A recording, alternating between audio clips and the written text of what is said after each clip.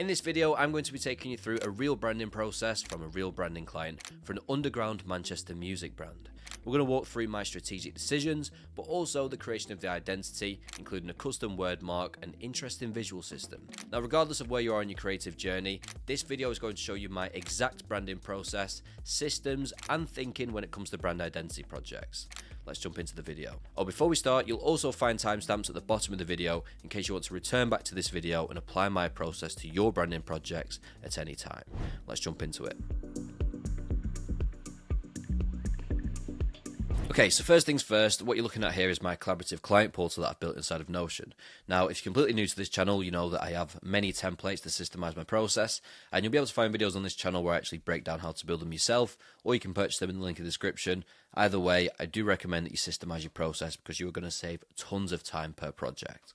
So this Notion portal allows me to not only sell the client on a proven process, but it also allows me to transparently manage it. You'll see that I categorize the branding process into 5 sections. We have the onboarding section, which is the legal, financial stuff. We have the brand strategy, where I extract information from this client questionnaire right here and then formalize it into a strategy document. We have the pre-design and direction, where I typically create 3 different mood boards for the client to choose from. And then we have the brand identity design, where we bring the concept to life, and the client can also leave feedback here in one of these tabs. You can see here, they can comment on the brand strategy, they can comment on the logo design, really handy for keeping all information in one place. And finally, we have the offboarding, where we can say goodbye to the client and send them on their way with their new identity. So with that being said, let's analyze the client questionnaire for this client. So first of all, their ideal customer is 18 to 35, male and female. They have a genuine feel and interest for good music and good content, based in Manchester, but first of all looking to grow in the UK and then abroad. In terms of hobbies, it appears that they seem to be music lovers, rave lovers, creators, music producers, DJs, people who listen and collect music, also might be into photography. Industry, underground house, garage, minimal electro. Consumption habits, TikTok, Twitter, Instagram and meta ads. Social media usage, high usage, as this is where most of their attention is. So from this first section, it's clear to me that they do value the sounds that they bring to the table, which we can note down as important when it comes to creating the identity. And also, it's important to note that they have a vision to expand and go global. Next, we have what issues do they solve for their customers? And they've said they create unforgettable music experiences, unite generations of ravers, blend passion, creativity and fun, and they bridge the gap between grassroots and large-scale events, offer a safe haven where people escape seriousness of life and connect with people on a personal level.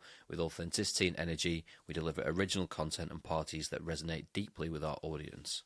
Again, here it's becoming increasingly apparent that authenticity is a key part of the brand. Now, we're also seeing a lot of talk about the niche community of people who genuinely have a passion for the sounds. Essentially, this isn't people who are just looking to get fucked up. Now, as I'm speaking, you'll start to see that these are going to be crucial anchors of our strategy. But we're going to carry on reading and see if there's anything else we can extract. We then have a list of competitors, which we'll come back to when we do the mood boarding. We've got emotional impact. They mentioned words like excitement, belonging, energy, and passion.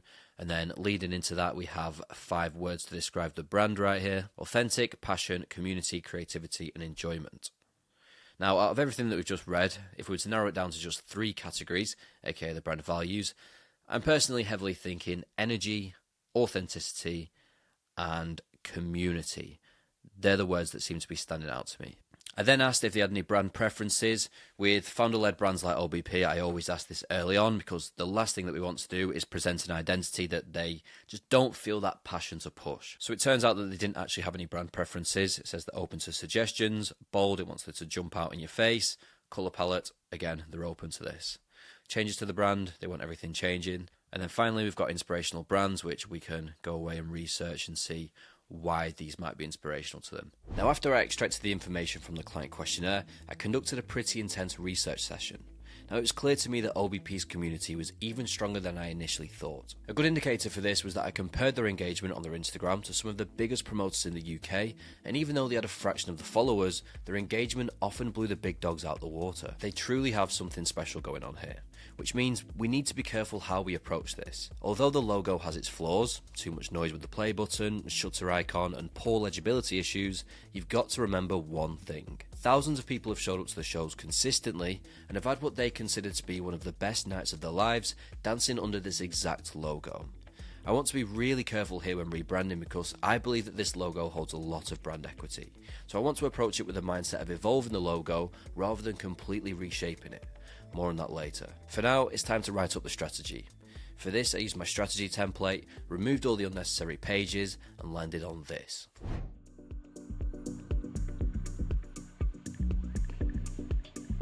Okay, so on your screens right now, you're going to see my strategy template that I've created. You'll be able to find this in the link in the description, or there is a video on my page where you can actually create this from start to finish. I am currently redesigning this for InDesign because it's a lot better for presentations. However, I'm not quite there yet with it. However, if you do purchase this template or my agency starter kit on my website, then you will get the updated InDesign version for free, along with any other updates that I ever make to these templates. So that being said, let's take a quick look at it. So this on your screen here pretty much covers all angles when it comes to strategy.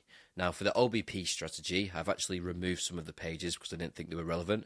So this is what we've gone for. Inside of Illustrator, when you do want to export it as a PDF, all you need to do is go to File, Export, Export for Screens. And then you want to make sure that when you do change it to PDF here, you click Single File and make sure all of the artboards are selected. Otherwise, what you're going to find is that if you do have all the artboards selected, it's going to individually print out each artboard as a separate PDF, or alternatively, if you don't have all selected, it's just going to do whatever page that it's on. For example, if we just had a couple selected and we click single file, it's just going to do these three. Cool, so let's take a look at the brand strategy then. So we've got the first page, which I always like to do a quick introduction. This is the OBP brand strategy presentation. This presentation is designed to help you bring the OBP vision to life. Next up, we have We Are OBP, talking about the founders, the people who created the business. Raised in the heart of Manchester, OBP is a music label and rave collective built on raw energy, authenticity, and a love for the underground. Again, linking in parts of the client questionnaire, bringing them into our strategy. Here to bring back the real rave experiences, sweat-infused dance floors, unforgettable beats, and a community that feels like family. So the mission we've refined as OBP exists to unite ravers through raw beats, high energy, and the thrill of discovering music that moves you. Again, really focusing on their passion for unique sounds that makes them them, whilst focusing on the community as well. Next up, we have the brand vision, which is the wider, bigger goal, which is for our sound to spread worldwide, bringing raw energy and unforgettable beats to ravers globally. Again, breaking out of Manchester, first to the UK, and then abroad, hopefully to their dream destination, which I believe to be Ibiza.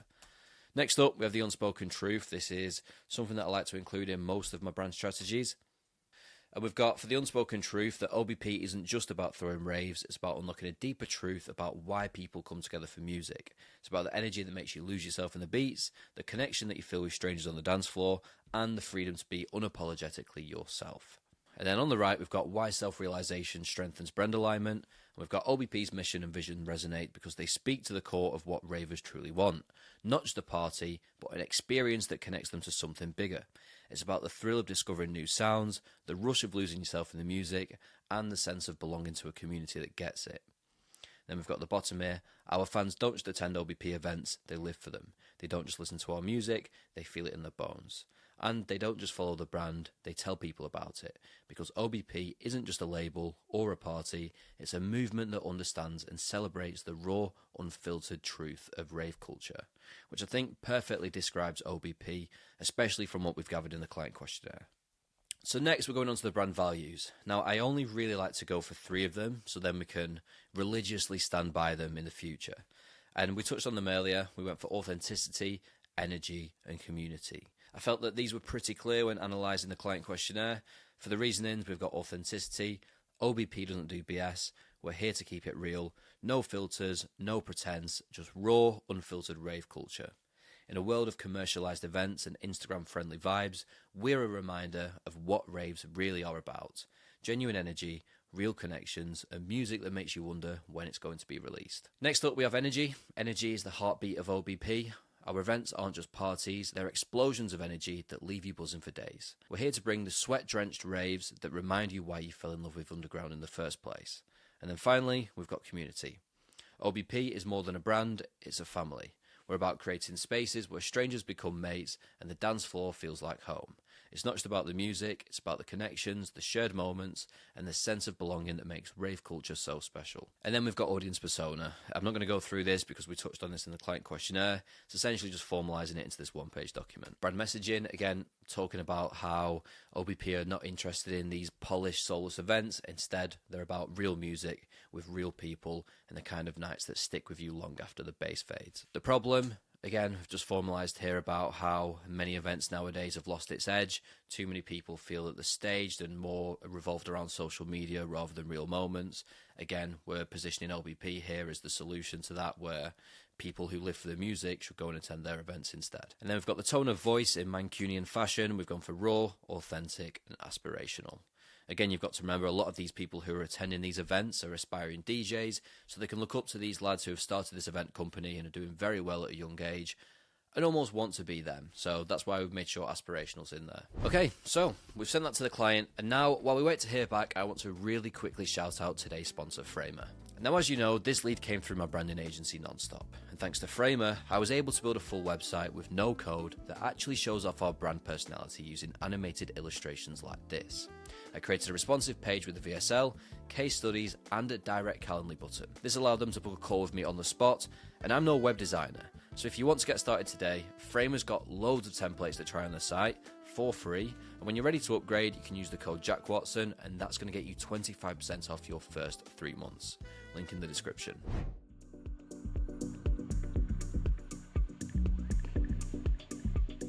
Okay, let's start with potentially the hardest part of the identity, the logo. Now, because OBP is a 3-letter word, we can use this as the focal point of the brand. They haven't had an icon before, so they don't need one now. People are used to dancing under that word mark, so let's keep it that way, but refine it the non-stop way. Okay, so what we have here is the original OBP word mark, and as you can see, there's a few flaws with it. For one, you might misread it because of the legibility issues. You can see that the letters are rather close to each other. You can see we've got a bit too much noise going on here. We have the shutter icon combined with the play button. However, I do believe that this logo holds brand equity, so I don't want to just completely demolish it and remake it. I think the best practice right here is going to be to keep duplicating this logo and keep making minor tweaks until we're happy with it. Now, I do want it to be a unique logo. I don't just want to completely strip away all the personality, but we can definitely do something a little bit more subtle rather than the obvious play button and shutter icons. Right, so let's start to evolve the logo. First one, I'm just going to duplicate that down, and we're just going to simply remove these shutter marks right here. And now you see we've got this logo. So I'm just going to keep that one there, and then we're just going to keep doing this until we've got a bunch of different ones. Just going to extend the artboard out here, just so it doesn't get too messy, and we can see which way we're evolving it. And we're just going to put this one over here. Now you can see this second one already. It could read DOP rather than OBP. So we're going to start to change this. We're just going to play around with different things. I'm not going to show you all of the footage of me creating this because you would most certainly click off this video. However, I'm just going to show you the best bits and also the evolution of the logo. You can see from left to right, we're slowly starting to tweak it, and then we'll start to get funkier with the customizations shortly. Along the way, we're going to try subtle variations. If we do want to test the logo or trial different things, we're just going to drag it below it. And for example, for this one, we're going to see what it looks like if we round off these corners. I'm just using the direct selection tool here, which is A on the keyboard, click in the corners by holding shift, pulling them in together until we have something that we're happy with. You can see the sort of tweaks that we're making here. Okay, so we've been playing around with a few variants for a while now. I wanted to experiment this one down here with a vinyl. Didn't feel it. Tried a couple of other ones as well. But I landed on this concept, which I do quite like. It needs a lot of cleaning up. This is very, very rough exploration. But I think this one's got a lot of potential. I did quite like this, but then I found another brand that had quite a similar logo to this, so we stayed quite clear. Plus, it doesn't really solve the legibility problems, and also it is dramatically different to the original. But this one, I feel like, is a quite good balance. We've integrated meaning into it. We have the fluid lines like the rhythm of music, and we've also solved the legibility issues by adding a slight gap here. So we're going to explore it. Okay, I think we're on something here. I really do like this concept. I think maybe with less round edges. I'm thinking something in between these two. But obviously you can see at the minute there are so many imperfections. What we need to do now is try and create the perfect word mark. And just by looking at the shapes, I think the best way to do this, due to the nature of the curves, is going to be through strokes. So we're going to have to create some circles using strokes, use the shape builder tool, and then use the pen tool to create the anchors to go from here to there, and then flip it on the other side to make sure that it's perfectly symmetrical. So we're going to give that a quick run through now. We're going to use this one as a base first. So the best way to do this, we're going to create a new artboard. We'll probably show you the process to this because I feel like you might be able to extract a bit of value from here, unless I completely fuck it up, but let's give it a go anyway. So we're just going to line this into the center, and we're going to make this red. Reduce the opacity down, then we're going to click Command 2 on the keyboard, and then we can start to build out our design. Now, we'll go back to, in fact, we'll go for a contrasting color. We'll go back to red, and then add 150. There we go. And then we'll start to create some circles. Make sure that these are perfectly opposite each other. I held Option then to copy it into the middle. Command D to then repeat the action over here. And now I think this is where I want to start using the strokes. In fact, no, we're going to use shapes for this. We're going to try it with shapes first. So we're going to change the opacity slightly down just so we can see the difference in greens. Add another shape there. Send that to the back with Command Shift open bracket. And then again, make sure that's aligned by clicking here, centering it. If you do select both using Shift, and then again, without holding anything, click the middle, you can align it to the shape that you've clicked on. You'll see that extra blue ring that's come around it there. Make sure you use that to your advantage so everything's perfect. We can copy this across with Command C, Command V, send it to the back, and then again, use that trick to just make sure that this is lined up to the center. It's really important that we try and make sure that our word marks are perfect and our logos are perfect. We don't want to be delivering anything to the client that isn't perfect.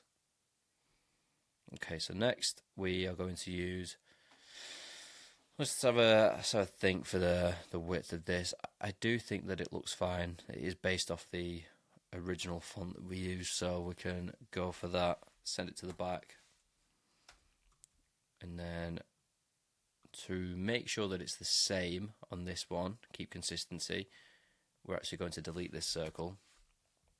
And we're going to copy these two across. In fact, we'll keep that in place as a reference. We're just going to reduce the opacity down a little bit. Select it, Command C, Command V, get the new copy over.